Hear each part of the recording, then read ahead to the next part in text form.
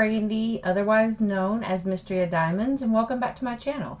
I thought I would kind of take up the challenge and do my first Whip and Chat. I had promised y'all that I would do the Whip and Chat on the FireFox, and so this is what I've done so far. And I'm not real sure if the camera will pick up how sparkly. Oh, look, look. Oh, shimmer, shimmer, shimmer.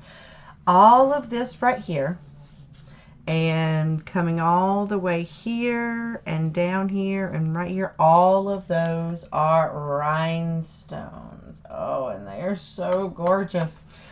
Okay, so let me get this settled back where I can work on it and hopefully not jostle you around too much. So I figured for this Whip and Chat, what I would do is I'd kind of tell you a little bit about myself. I am married and I have 3 kids and I live in Florida.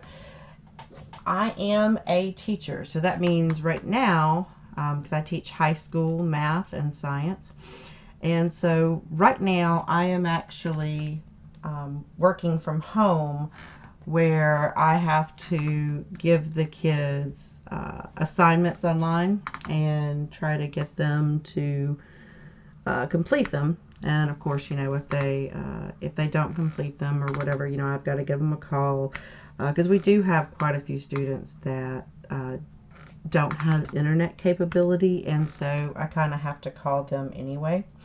But you know, the funny thing is that I was not always going to be a teacher. In fact, when I was in elementary school and junior high school, you could say teaching was probably the furthest thing from my mind. Actually, from the age of probably 5 up until my second year of college, I actually had every intention of being a marine biologist.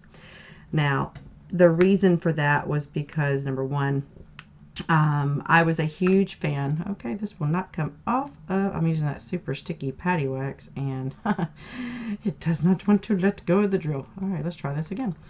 So, I was a huge fan of Jacques Cousteau. You know, I used to watch his documentaries as a kid, and my favorite animal is the shark. So, for me, what I wanted to do is I wanted to be able to study. It's just not going to work for me today.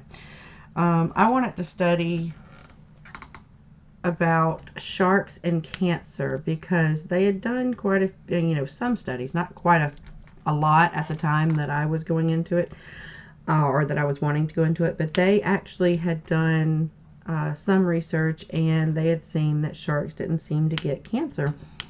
So I thought, well, you know, I love sharks, and it would be really cool if I could figure out how they're not getting cancer. You know, what is it about it, and can we man make it? So, like, that's what I was all set to learn. Did I just put the wrong drill down? Nope. Okay, I had the right drill. Woo! Get back in place. And so that was going to be my goal. But now, when I was younger, I don't know. I was not a huge fan of school, and it has nothing to do with the friends or whatnot. You know, I had a lot of friends, and I enjoyed going to school to socialize, like, you know, most kids do. But my biggest problem was, well, I kind of had a little issue with authority, I guess you could say. And when I was in elementary and junior high school, I was in trouble probably on a daily basis. And it's not that I was a bad kid, you know, don't get me wrong. I didn't go around and, you know, be like a huge hooligan and stuff like that. No, my problem was my mouth. And it's because I had a tendency to run off at the mouth. Number one, I loved talking in class. I loved talking to my friends. I loved passing notes to my friends and then talking with them about said notes that I passed. And, you know, as you can imagine, teachers not too happy about that. It's kind of funny because that's the one thing that drives me nuts now in class is when I get a kid that is super talkative. Kind of reminds me back of, you know, when I was younger and I would aggravate my mom and she'd be like, you know, you just wait. One day you're going to have a child and they're going to be just like you. And then you're going to see it's going to be, but they're going to be worse and you're going to see what it's like. You know, some part of me wonders if a teacher of mine in my past life or, you know, in the past while I was young, put that curse on me to say, you know, one day you'll be a teacher, and when you're a teacher, you'll have kids that act worse than you, and you'll see what it's like. It almost makes me want to call my old teachers, try to find them and go, listen, I am so sorry for how much I talked in your class, because now I have an idea of what it's like. So sorry. But, you know, the weird thing is that if you actually probably talk to any of my teachers from back in the day, they would probably tell you that I was probably the one kid that they figured the most would not go into teaching. And, you know, I have this one story about this one teacher. Now the thing is that you would think with what she did that I could remember her name, but I really can't, because, you know, it's kind of been a long bit ago since I was in junior high school. You know, I mean, I'm not ancient or anything, people, but, you know, it was a while back. It was in the 80s.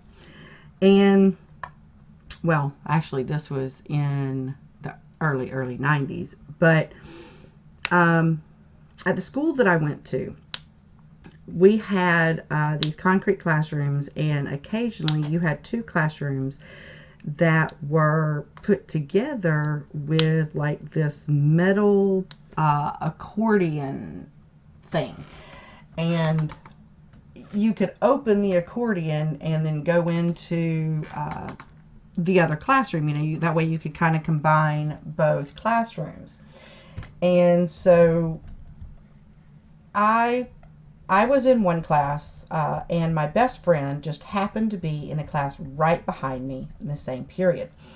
And so we would always sit in the back of the classroom, and we'd sit in the same spot just directly behind each other.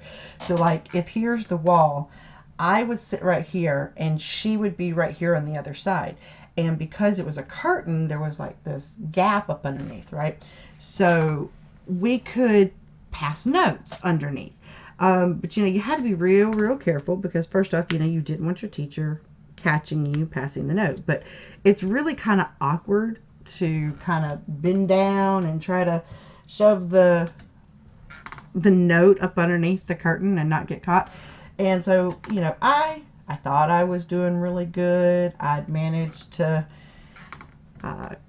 you know, keep out of the teacher's sight. You know, usually I was pretty good about being able to do that when she wasn't looking. But on this particular day, it was just my bad luck that she turned around quicker than I was expecting her to, and she caught me. Now, by that point, the note had already gone up underneath the curtain, and I thought, well, okay, well, at least the note's under the curtain. You know, she can't do anything, she can't say anything, but yeah, no. She opened up the curtain so that we could see both classes, and she then proceeded to walk up to my friend, take my note, and open it. And I thought, okay, please just let her just read it to herself and then like throw it away. I don't care if she gives me detention. I don't care, just, you know. And I don't know if y'all have ever been in a situation where you were scared to death of what someone was going to do to possibly embarrass you. And the reason why this was embarrassing was because so sorry. The note I had written happened to be talking to my friend about a guy that I had a crush on. And that particular guy just happened to be in my classroom. And, you know, obviously he didn't know I had a crush on him. And, you know, it was just one of those things that's not how you want your crush to find out, or if ever, right, that you have a crush on them. And so no, she proceeds to read my note out to the entire 2 classes. And I, honestly, if I could have gotten the ground to open up and swallow me whole to take me away from the situation, I would have gladly welcomed it. You know, he turned like 1,000 shades of red. He looked at me. I am like mortified. I don't even really want to look at him. Other girls in the room are like smirking, like, you know, oh God, and everybody laughed. I was so mortified.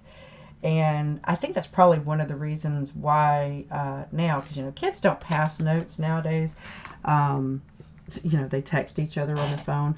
So occasionally I have to take a student's phone up and they're like, I don't want you to read that text. I'm like, trust me, I have no interest in reading your text. Number one, I don't want to embarrass them. Number two, I don't want to embarrass myself. There is no telling what could be on some of those cell phones. I don't even think I want to know. No.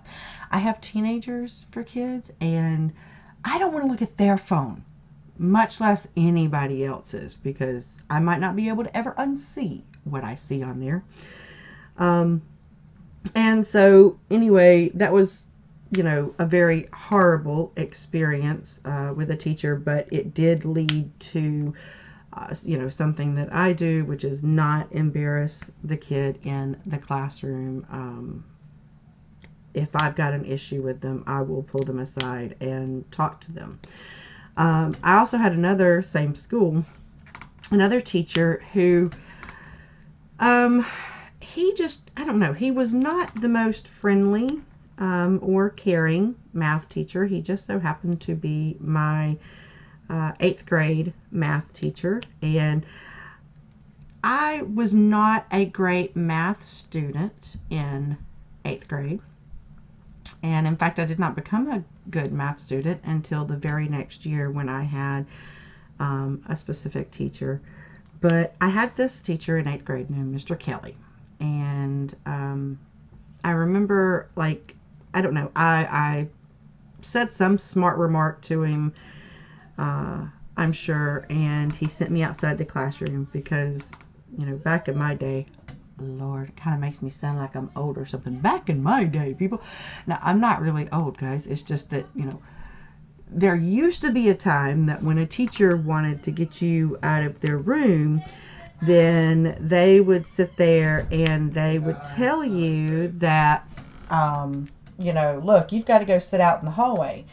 And so what you do is you have to go take your stuff, you have to go sit out in the hallway, and, you know, you better not move, because if they find out that you have moved from the spot that they put you in, you know, then you're going to be in a lot of trouble. So, needless to say, I did not like being out in the hallway. And, you know, I made a comment as such to him that it was very stupid that I had to be out in the hallway and whatnot, because, you know, what did I tell you earlier? My mouth got me in trouble, like, a lot. So, he comes out in the hallway, and he looks at me, and he says, you know, I'm just going to go ahead and tell you something. You might as well just stop even trying in this class, because, you know, you're a female, and, you know, females will never excel in math and science, you know. That's just not something that females are good at. You know, you should kind of stick to things that you would be good at, like, you know, cooking and cleaning and taking care of a man. And it took, y'all, because I was a very smart mouth kid at the time. But I could tell that I wasn't going to win this one, and it took every ounce that I had not to, you know, blast him with something, because, well, you know, I'd already been to the principal that day and didn't really want to go back to see the principal for a second time, because, see, that was back in the day when principals tended to listen to the teachers and not the parents or the kids on, you know, how something happened. So I just kind of took it and just dealt with it and said, you know what, fine, whatever. I'll be out of this class, you know, soon, by the end of the year. The next year, I had this amazing math teacher named Mr. Weichel. And I will never forget that man. He actually turned me around when it came to math, because I used to think that math was this super annoying, boring subject, and you know, that I just could not grasp, could not understand, whatever.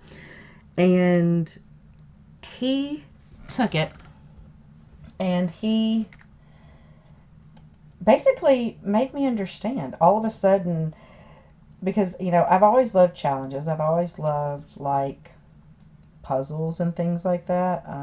You know, like right now, you know, I play hidden object games, you know, things like that, or Clue or trivia, you know. I love all of that kind of stuff. Anything that has to do with escape rooms. Oh my goodness. Escape rooms are so much fun, you know, because of the puzzle aspect of it. And he pretty much kind of saw that in me, and he said, you know, you're going to be a really good algebra teacher. I mean, algebra student. And, you know, I kind of looked at him like, yeah, hello, have you seen my grades? I am not a good math doesn't like me and I don't like it. And, you know, he just kind of looked at me and he said, you know what, just give it a try. Would you at least do that for me? Will you at least give it a try? And I thought, well, you know, I'm going to be in your class. I mean, what else am I going to do? So I did, and I discovered that I was actually pretty good at it. Oh, goodness. The wax just came out of there like crazy. Huh. I'm going to try my new little gizmo that I picked up from Joann's. It's this neat little thing. Let's see if this does anything. Alright, so I started to realize that there was this easy method when it came to math, that it was just this big puzzle, and that I was good at puzzles and I could figure it out. And so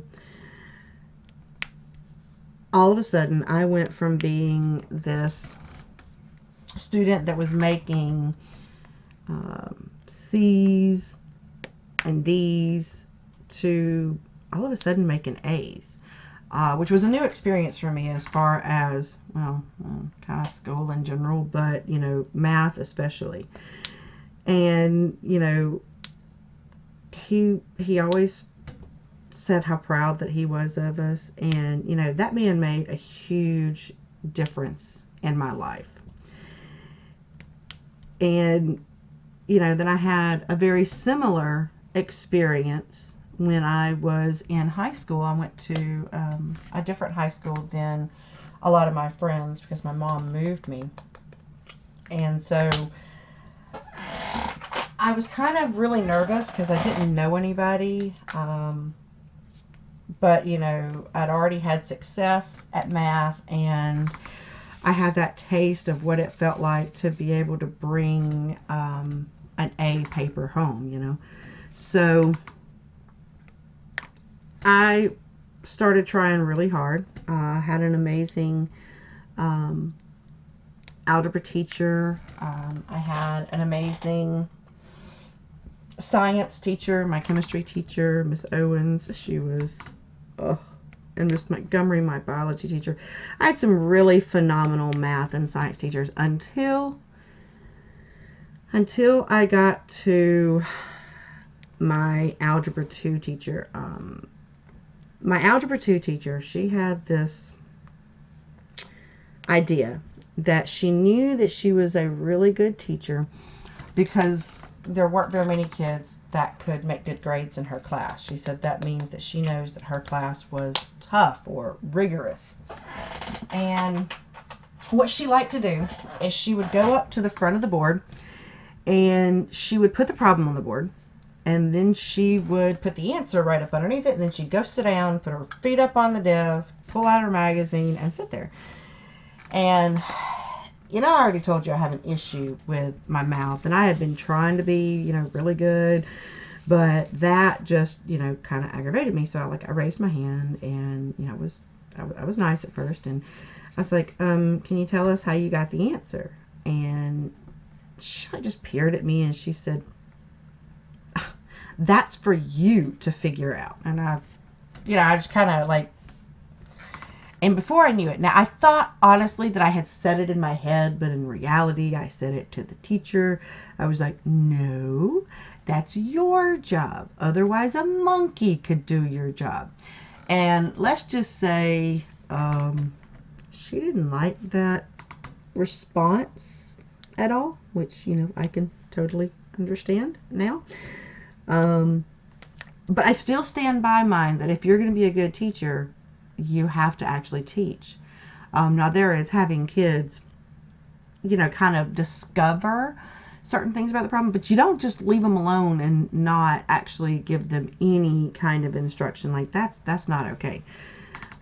So, you know, I was failing, and all of a sudden I went back to that same dark feeling that I had when I was not doing well in Mr. Kelly's class. And, you know, I pushed that aside and I said, no, no, I am not going back to that. I am not going back to being a bad math student. So I did the only thing that I knew that I could do, and that was I took my book home and I said, all right, I like to read. I know this is a textbook, but I'm going to teach myself how to figure this out.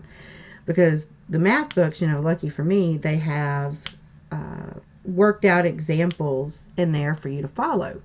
So I kind of taught myself the material that she did not teach in class, and so all of a sudden I started making really good grades.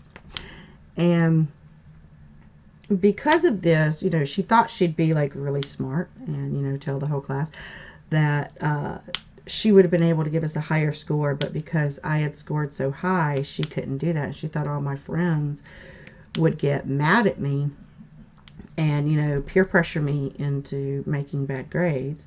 But instead, what they did, excuse me, is they actually started coming to me and, you know, begging for me to help them. And next thing I know, to see at my school, my high school, if you wanted to be, like say a football player, cheerleader in the band, if you want to do anything extracurricular, you had to actually maintain a 3.0 GPA, not a 2.0 GPA. So you had to have a B average. So that means failing a class was, you know, non-negotiable kind of thing. And so the next thing I know, I am hosting study sessions at my house where we're in my living room and there are 30 kids sitting in my living room, and I am attempting to teach them from my mirror from the front of my living room, trying to teach them what we were supposed to have learned in class that day. But I guess the coolest thing for me, which was my first little taste of teaching, was all of a sudden she handed back the next test and she was so mad because all of a sudden all of these D's and F's that she had in her class had started turning to B's and A's, and she was furious. You know, she like tried to say that we were cheating or whatnot, and you know, she's like, how dare you, how dare you. And one of my classmates stood up and said, no, we are not cheating. It's just that luckily for us, Brandy showed us all how to do it. She's a better teacher than you. So blah, blah. And, you know, I was happy about that. Like, I mean, as far as like, I was happy that they were learning, not that, you know, they made her even madder at me. But, it's funny because I never thought that they would actually remember that. And then I went to my high school reunion, and almost all of them came up to me and said, "Oh my gosh, do you remember when we used to go to your house and study and there'd be 30 of us in your living room?" And that really meant a lot to me. So that was my first taste of getting to tutor, was when I was in high school. And then when I was in college, I also had a few people who were asking me to help them out in my class because I was doing well and they weren't. So I agreed, and I don't know, this feeling came over me when I would watch them, what I call my light bulb moment. It's the moment when they're trying a problem, right? And you finally get them to understand it. And so all of a sudden they get excited. And then they go, wait. Okay, let me try another problem. Let me try another. This time they want to do it on their own. They're like, no, don't help me. Let me try it. And then they get it right. And it's almost like a glow comes from out of them. And they smile. And they are so excited. And they are so happy about something that now comes easily to me. And I was like, man, I love that feeling. And, I guess you could say that the positive teachers, because I had another really good positive teacher when I was in high school. Strangely enough, we were her very first class. She was my trig pre-calculus teacher. Her name was Miss Blankenship. I'm actually not sure what it is now, because now she's married. Back then she was 25, just out of college. Like I said, we were her first class, and she was just this small, cute little thing. The boys all googled and goggled at her, right? But she had this amazing way, this hands-on way of teaching math that, instead of this boring subject that other kids had perceived it to be, it was fun, and we got to do all these really cool things that she made it amazing. And so, yes, the good teachers had a huge impact on my decision to be a teacher, but strangely enough, those really bad teachers also had an effect on me. And what I mean by that is that Mr. Kelly telling me that, it just goes falling everywhere, so sorry. Telling me that females were not good at math and science and that I would never be successful at math and science. It kind of made me go, oh yeah, I'll prove you wrong, because all of a sudden math was this fun thing that I enjoyed doing, that I could show other people how to do. And I really liked science as well. So, I kind of wanted to prove him wrong in one aspect, and prove myself right, that I knew that I could do it.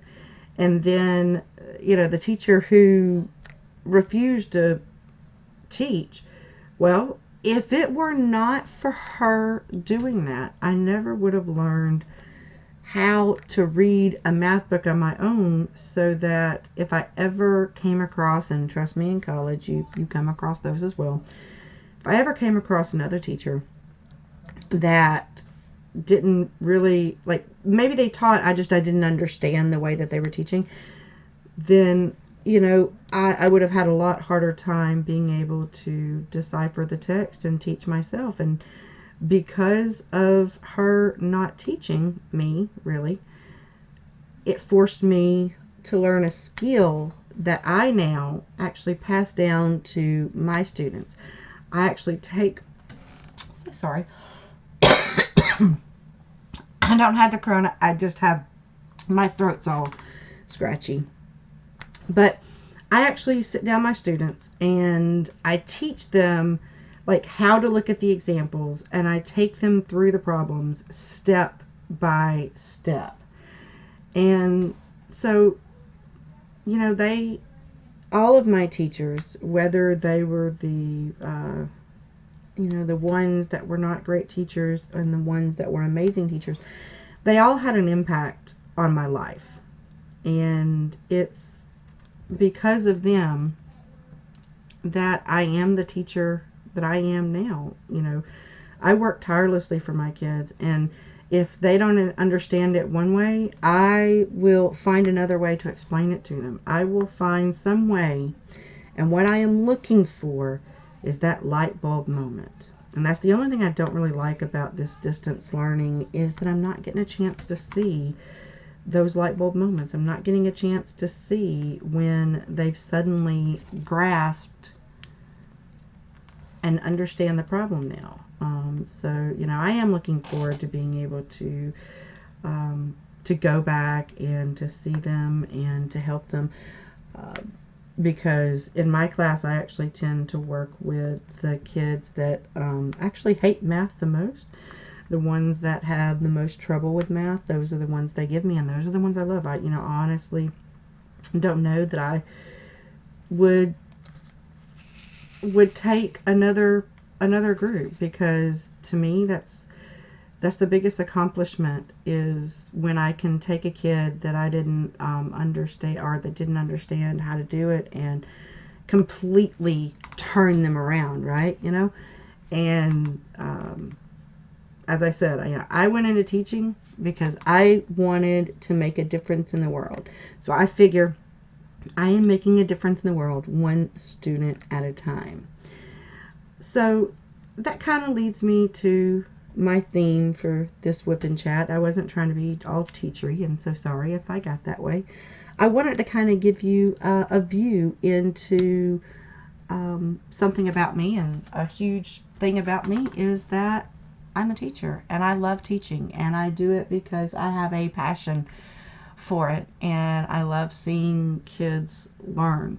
But that I didn't always have that passion, you know. It used to be something else, and that it's kind of like this moral that even if bad things happen to you, right, or you have bad people that interact in your life, there's still a lesson that you can learn from it. There's still something good that you can pull from it. And that's what I did, is that I pulled from those nasty teachers that were horrible and didn't teach me anything. I pulled from them how to be an amazing teacher, and how to give my students exactly what they need so that they can be successful. All right, I think that's where I am going to leave you for this Wip and Chat. I promise you, not all my Wip and Chats will be about that. In fact, if you have questions that you would like for me to answer on my next Wip and Chat, you know, leave them in the comments below.